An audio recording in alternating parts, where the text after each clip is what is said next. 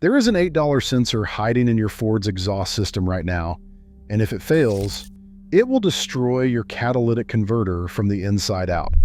I am talking about a complete meltdown. The ceramic honeycomb inside your converter literally melting into a solid brick of fused material that chokes your engine and leaves you facing a repair bill between $1,500 and $2,500. I have been working on Fords for over 15 years, and I have seen this failure pattern hundreds of times. The worst part is that every single one of those catastrophic converter failures was completely preventable. Let's get into it. The sensor I'm talking about is the upstream oxygen sensor, sometimes called the O2 sensor or the air-fuel ratio sensor. It is a small device about the size of a spark plug threaded directly into your exhaust manifold or into the exhaust pipe just before the catalytic converter. You can buy an aftermarket replacement for as little as $8 to $15 online, or spend $20 to $50 for an OEM equivalent unit from a parts store. Either way, we are talking about one of the cheapest components on your entire vehicle. Yet this tiny sensor is the single most important guardian your catalytic converter has. Here is what the oxygen sensor actually does and why it matters so much. Your Ford's engine control module, the ECM, needs to maintain a very precise air-fuel ratio in the combustion chambers. The ideal ratio is 14.7 parts air to 1 part fuel, known as stoichiometric. At this exact ratio, the fuel burns completely, producing maximum power with minimum waste. The upstream oxygen sensor sits in the exhaust stream and continuously measures how much unburned oxygen is present in the exhaust gases leaving the engine. It generates a voltage signal, typically oscillating between 0.1 and 0.9 volts, that tells the ECM whether the engine is running rich, meaning too much fuel and not enough air, or lean, meaning too much air and not enough fuel. The ECM uses this voltage signal to make real-time adjustments to the fuel injectors, adding or subtracting tiny amounts of fuel hundreds of times per minute. This constant feedback loop keeps your engine operating at peak efficiency, burning fuel cleanly, and protecting downstream components from damage. When that sensor is working properly, you never even think about it. Your engine runs smooth, your fuel economy stays consistent, and your catalytic converter operates within its design temperature range. But when that sensor starts to fail, and it will eventually fail because every oxygen sensor has a limited lifespan, a chain reaction of destruction begins that most owners do not recognize until it is far too late. Let me walk you through exactly what happens when an upstream oxygen sensor fails on a Ford engine, because the damage sequence is predictable and devastating. The most common failure mode is a sensor that becomes sluggish or lazy. Instead of rapidly switching between rich and lean signals multiple times per second, the sensor response slows down. It might take 2 or 3 seconds to respond to changes in the exhaust stream instead of the normal fraction of a second. When this happens, the engine control module cannot make accurate fuel corrections. It is trying to adjust the fuel mixture based on information that is already outdated by the time it arrives. Think of it like driving with a GPS that is showing your position from 30 seconds ago. You would miss every turn. That is exactly what your engine control module is doing with old oxygen data, missing every fuel correction. The second common failure mode is even worse. The sensor gets stuck reading lean. This happens when the sensor element becomes contaminated with carbon deposits, oil residue, or silicone from certain gasket sealers. When the sensor is stuck sending a lean signal to the engine control module, the computer thinks there is too much air and not enough fuel in the mixture. So what does the engine control module do? It adds more fuel. It keeps adding fuel because the sensor keeps telling it the mixture is lean, even though the mixture is actually getting richer and richer. This is where the catastrophic damage begins. All that excess fuel does not just disappear. It exits the combustion chambers unburned and travels down the exhaust manifold directly into your catalytic converter. Your catalytic converter operates at temperatures between 500 and 1,600 degrees Fahrenheit under normal conditions. The precious metals inside the converter, platinum, palladium, and rhodium, are designed to trigger chemical reactions that convert harmful exhaust gases like carbon monoxide, hydrocarbons, and nitrogen oxides into less harmful compounds like carbon dioxide, water vapor, and nitrogen. But when a flood of unburned fuel enters the converter, that raw fuel ignites inside the catalytic substrate. The converter is not designed to be a secondary combustion chamber, and that is exactly what it becomes when the upstream O2 sensor fails and pushes the engine rich. The internal temperature of the converter can spike to over 2,000 degrees Fahrenheit, sometimes even exceeding 2,500 degrees Fahrenheit. At those temperatures, the ceramic honeycomb structure inside the converter begins to melt. The individual channels that allow exhaust to flow through fuse together into a solid mass. I have cut open converters from Fords that ran with bad oxygen sensors for just a few weeks, and the inside looked like melted glass. The honeycomb was completely collapsed into a dense plug of material that restricted exhaust flow by 80% or more. Once the converter melts down, you are dealing with a cascading failure that goes far beyond just the converter itself. The blocked exhaust creates enormous back pressure on the engine. Your Ford will lose significant power because the engine cannot expel exhaust gases efficiently. You will feel it immediately. The truck or SUV becomes sluggish, struggles to accelerate, and may even stall at idle. The increased back pressure also forces exhaust gases back toward the engine, raising combustion temperatures and creating conditions for further damage. I have seen engines with blown head gaskets that traced back to sustained high exhaust temperatures caused by a melted converter, which was caused by a failed upstream oxygen sensor that could have been replaced for under $15. Repair costs stack up fast. A catalytic converter replacement on a Ford F-150 typically runs between $1,000 and $1,700 for parts and labor at a dealership. On an Explorer or Expedition, you are looking at between $1,200 and $2,000. If you are driving a Ford with the 3.5-liter EcoBoost, which uses 2 turbochargers and has converters positioned close to the engine, the cost can reach $2,500 or more because of the additional labor required to access the converters. These prices assume you are replacing just the converter. If the meltdown also damaged the downstream oxygen sensors, which are positioned after the converter and frequently get destroyed when the converter fails, add another $200 to $400 for those sensors plus labor. And if the sustained overheating warped or cracked your exhaust manifold, you are adding another $500 to $1,000 on top of everything else. I have seen total repair bills exceed $3,500 on trucks where the owner ignored the check engine light for a month, and the original problem was an $8 oxygen sensor that took 20 minutes to replace. Let's talk about what the warning signs look like so you can catch this problem before your converter pays the price. The very first symptom of a failing upstream oxygen sensor is usually the check engine light. The most common diagnostic trouble codes you will see are P0131 through P0138 for oxygen sensor circuit problems, and P0171 or P0174 for System 2 lean codes. These lean codes are particularly important because they tell you the engine control module is already compensating for bad sensor data by adding fuel. If you see P0171 or P0174 and ignore it, you are on the countdown to converter damage. A basic OBD2 code reader costs $20 to $30, and reading the code takes about 60 seconds. That $20 tool can save you $2,500 in converter replacement costs. The second warning sign is a noticeable drop in fuel economy. If your F-150 normally gets 22 miles per gallon on the highway and suddenly drops to 16 or 17, that is a major red flag. The engine control module is dumping extra fuel into the engine because the oxygen sensor is feeding it bad data. You are literally watching your money burn, and that excess fuel is cooking your catalytic converter with every mile you drive. The third warning sign is the smell. When an engine runs rich because of a bad oxygen sensor, you will often notice a strong sulfur or rotten egg smell from the exhaust.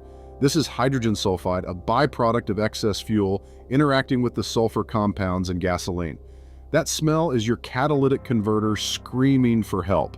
It is working overtime trying to process fuel it was never designed to handle, and the internal temperatures are climbing toward dangerous levels.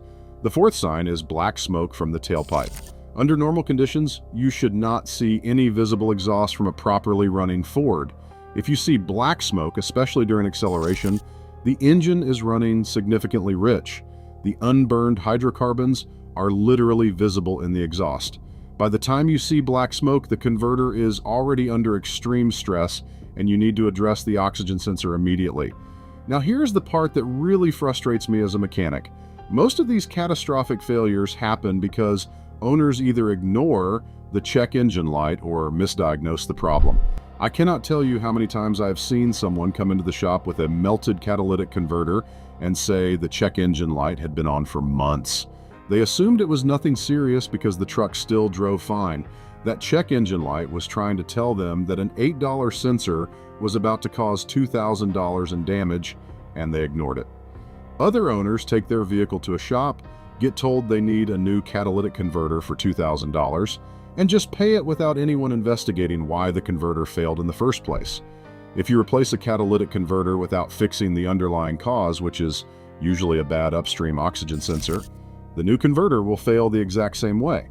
I have seen owners go through 2 or 3 catalytic converters before someone finally checked the oxygen sensor.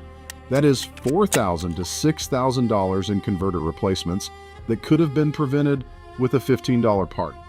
If you're finding this information valuable, go ahead and smash that like button and subscribe right now, because I'm about to tell you exactly how to test and replace this sensor yourself, potentially saving you thousands of dollars. Here's how to check your oxygen sensor at home without any special tools. Start by purchasing a basic OBD2 Bluetooth scanner for about $20. Plug it into the diagnostic port under your dashboard, connect it to a free app on your phone like Torquing or Car Scanner, and look at the live data for your upstream O2 sensor voltage. With the engine running at operating temperature, the upstream sensor voltage should oscillate rapidly between approximately 0.1 and 0.9 volts. It should switch back and forth multiple times per second. If the voltage is stuck at a constant reading, either high or low, the sensor has failed and needs replacement. If the voltage is oscillating but very slowly, taking more than 3 seconds to complete a cycle, the sensor is lazy and nearing failure. Either condition means your catalytic converter is at risk. Replacing the upstream oxygen sensor on most Fords is a straightforward job that most do-it-yourself owners can handle in 20 to 45 minutes. You will need an oxygen sensor socket, which is a specialized deep socket with a slot cut in the side to accommodate the sensor wire. These cost about $8 to $12 at any auto parts store. The sensor itself threads into the exhaust pipe or manifold just like a spark plug. The most important tip is to do this job when the engine is slightly warm, not cold and not scorching hot. A warm exhaust pipe expands slightly, making the sensor easier to remove. On Ford EcoBoost engines, the upstream sensors are located on the exhaust manifolds close to the turbochargers, so access can be tighter, but it is still a manageable job with the right socket and maybe an extension bar. Apply a small amount of anti-seize compound to the threads of the new sensor before installing it. This prevents the sensor from seizing in the exhaust pipe due to heat cycling and makes future replacement much easier. Torque the sensor to manufacturer specifications, typically around 30 to 35 foot-pounds. Over-tightening can crack the sensor housing, and under-tightening will cause an exhaust leak.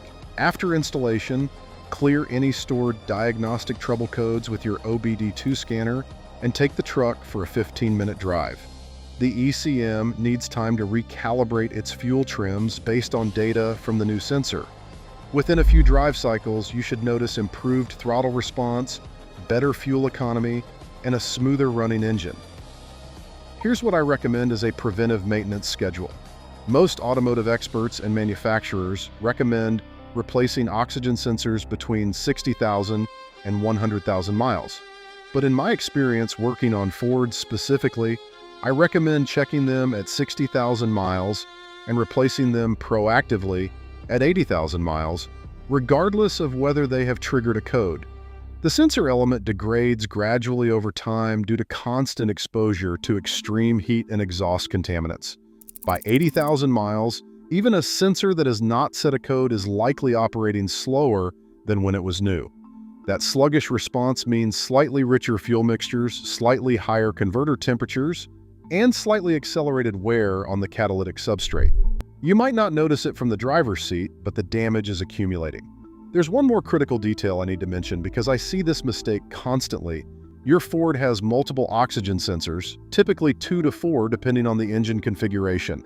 The sensors that matter most for converter protection are the UP stream sensors, positioned before the catalytic converter.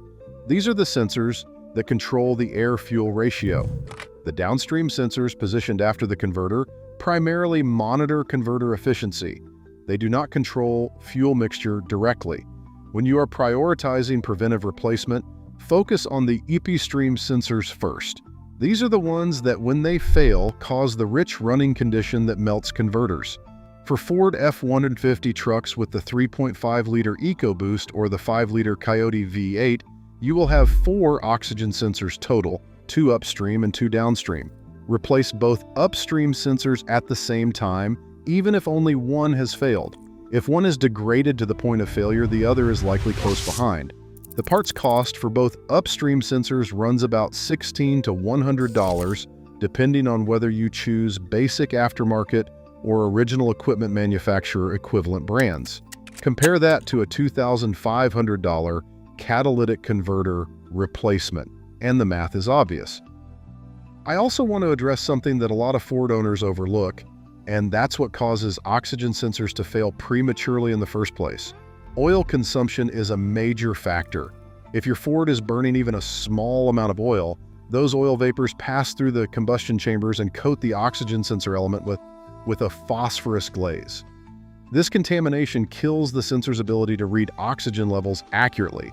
If you are replacing O2 sensors frequently and they keep failing, check your oil consumption first. Worn valve seals, stuck piston rings, and PCV system problems can all introduce oil into the exhaust stream and destroy new sensors within months. Coolant leaks into the combustion chamber from a failing head gasket will also contaminate and kill an oxygen sensor rapidly.